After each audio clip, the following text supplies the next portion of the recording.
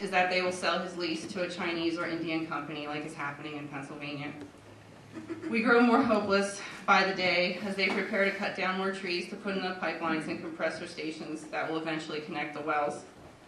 Our property value has been reduced from $125,000 to nothing overnight. Our road has been destroyed and is now unsafe, unable to support the massive weight and volumes of the trucks and heavy equipment. 47 wells, including injection wells, already cover the 12 square miles that is Coatesville, even surrounding the wildlife preserve.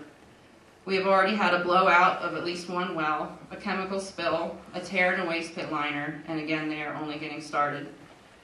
We have not retested the water since the last well was drilled, but I have a feeling that it didn't improve it. Even if we wanted to have it tested, we have nothing left, having spent every penny on water testing, water filtration equipment, air filtration, explosive gas detectors, medical bills, and renovating a home that we thought we were going to raise a family in.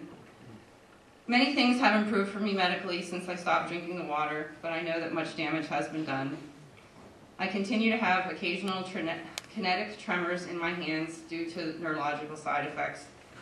I also have decided that I will never have children.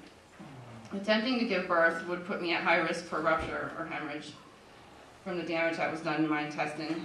Knowing the high risk of birth defects caused by the chemicals that I drank, I will never take that chance. At the time when I was the most sick, drinking the most water, I lay on the bathroom floor night after night, thinking I would be dead soon, throwing up until the blood vessels in my eyes and cheeks were burst. At that time, I did not know what fracking was, or that I was being deliberately poisoned, but I do now. And I cannot sit quietly by while more people get sick. I am one of many, not hundreds, but thousands who are being poisoned. Why don't we hear more about it, you might be asking. This is because when you report contamination to a gas company, they will not bring you a replacement water supply or a water buffalo until you sign a silencing non-disclosure agreement. And this is also part of every lawsuit with them. We don't want a water buffalo in our yard, and we know that we cannot trust ODNR. So we are trying to handle the water situation on our own, as long as it doesn't get worse. There is little, however, that we can do about the air. We are being gassed out like insects next to a bug bomb. We will never be able to open our windows again or use our swimming pool. Something that I want you all to take away tonight is how we are all interconnected in this. This will affect everyone, whether you live in the city or the country. Contamination is reaching public water supplies all across the country. Please take time to go home and look up the ODNR Geo Survey Map Emergency Oil and Gas Well Locator. Take a look at how much drilling has already occurred around the Meander Reservoir. I doubt those little concrete straws are earthquake-proof. Another thing to consider is our food supply. Think about this the next time you have a cheeseburger or you give your kids a glass of milk.